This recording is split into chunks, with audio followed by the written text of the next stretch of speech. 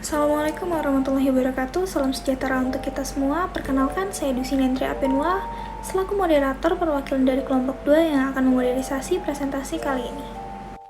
Salawat beriringan salam tak lupa kita sampaikan kepada Nabi besar Muhammad SAW dengan mengucapkan Allahumma sholli ala sayyidina Muhammad wa ala ali sayyidina Muhammad. Selanjutnya yang saya dan teman-teman hormati, Ibu dosen Poppy Kamenia Jamil selaku dosen pengampu mata kuliah manajemen keuangan yang telah memberikan kesempatan kepada kelompok 2 untuk menampilkan presentasi kali ini dengan judul Teknik Penganggaran Modal atau bisa disebut dengan Capital Budgeting Teknik. Adapun sebelum memulai presentasi, izinkan saya untuk memperkenalkan para presentator kali ini.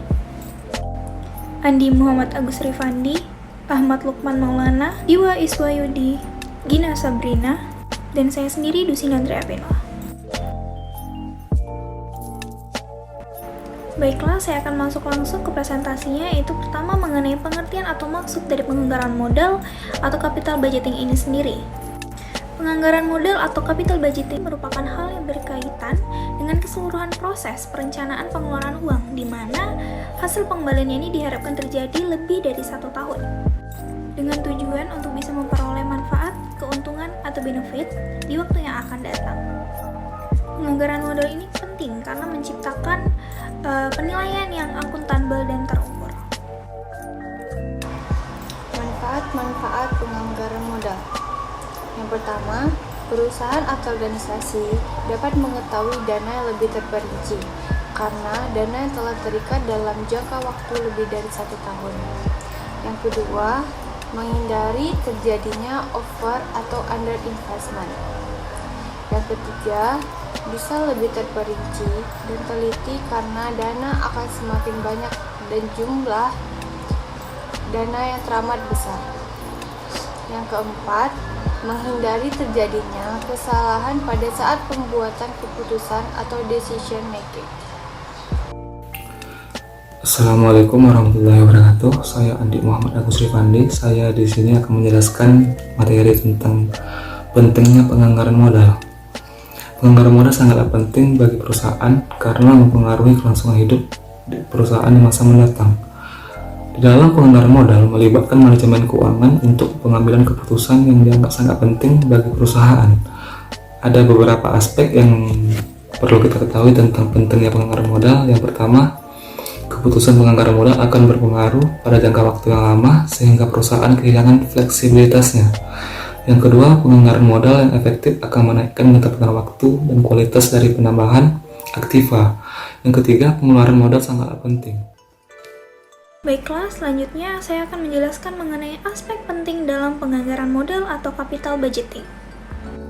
Yang pertama, gunakan cash flow atau arus kas.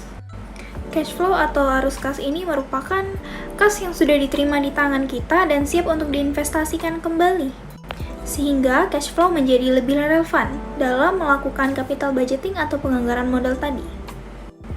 Yang kedua, ada berpikir bertahap atau think incrementally. Maksud dari berpikir bertahap ini contohnya ketika suatu perusahaan ingin memperbaharui peralatan produksi yang sudah dimiliki bertahun-tahun dengan mengganti dengan yang baru, lalu tentunya peralatan yang lama dijual terlebih dahulu dan harus diperhitungkan incremental cash flow-nya setelah pajak yang dihasilkan dari peralatan produksi yang baru tersebut. Selanjutnya yang ketiga itu adalah perhitungan opportunity cost. Opportunity cost ini itu maksudnya nilai ekonomis yang hilang ketika seseorang memilih sesuatu atau alternatif dibandingkan dengan alternatif lain. Yang keempat, ada sunk cost tidak masuk perhitungan. Sebab, cash flow yang boleh diperhitungkan dalam analisis capital budgeting hanyalah cash flow yang terpengaruh dari hasil keputusan capital budgeting tersebut. Yang kelima, ada konsekuensi proyek. Dalam melakukan analisa capital budgeting, kita harus melihat pandangan atau peluang jauh ke depan, agar minim terjadinya kegagalan pada proyek yang telah kita bangun. Seperti proyek dari pengembangan produk baru tentu rentan terjadinya kegagalan, sehingga hal ini penting untuk dipertimbangkan.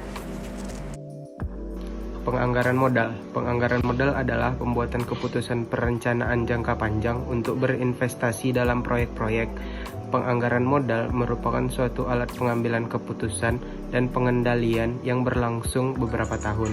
Ada 6 tahap dalam penganggaran modal, yaitu yang pertama, biaya proyek harus ditentukan. Yang kedua, manajemen harus memperkirakan aliran kas yang diharapkan dari proyek, termasuk nilai akhir aktiva. Yang ketiga, resiko dari aliran kas proyek harus diestimasi atau memakai distribusi probabilitas aliran kas.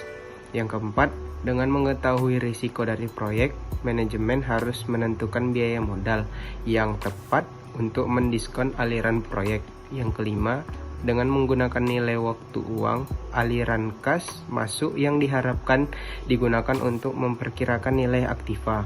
Yang keenam, nilai sekarang dari aliran kas yang diharapkan dibandingkan dengan biayanya. Analisis dan evaluasi penentuan alternatif. Penentuan alokasi fungsi diperlukan untuk menentukan alternatif penyelesaian terhadap masalah.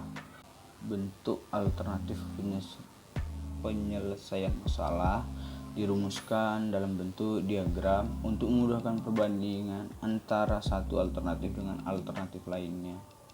Berdasarkan tabel alternatif solusi, setiap varian memiliki lebih dari 2 alternatif solusi. Diagram pohon alternatif solusi menggambarkan kemungkinan-kemungkinan kombinasi solusi sehingga didapatkan 4 kombinasi alternatif. Terima kasih kepada teman-teman presentator atas penjelasan materi kali ini. Untuk teman-teman yang lain, jika ingin bertanya atau memberikan pendapat dan opini terhadap presentasi kami, silakan diajukan di forum yang telah disediakan. Baiklah, sekian hasil presentasi dari kelompok 2. Saya Dusi Nandria Apinwa selaku moderator, mohon maaf jika terjadi kesalahan kata atau penyampaian pada presentasi kali ini. Akhir kata saya tutup, wabillahi taufiq wa hidayah. Wassalamualaikum warahmatullahi wabarakatuh.